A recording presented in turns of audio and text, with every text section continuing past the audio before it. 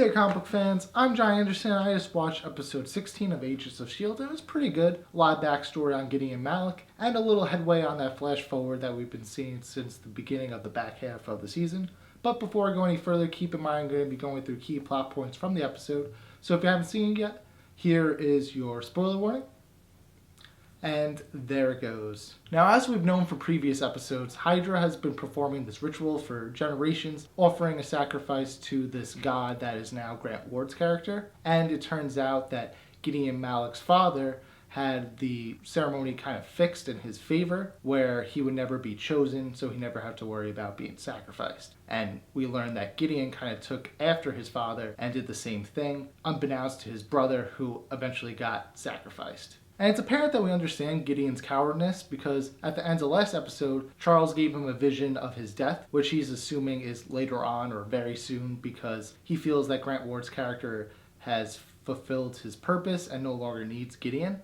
So he's just anticipating his own death. But in a very interesting twist, Ward's character decides to kill Gideon's daughter instead of him, so that way he can fully understand sacrifice, since that's something he hasn't really lived with.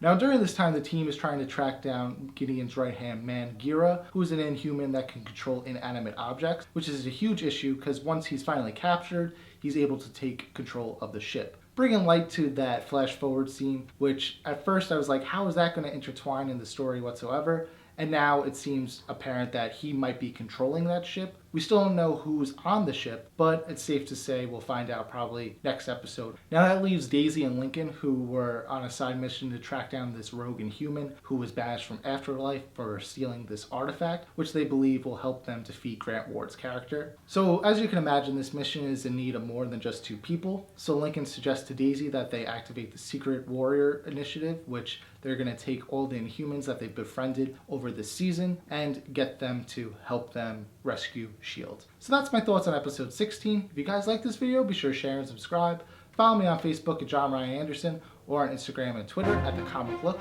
And remember guys, as always, comics do deserve a second look.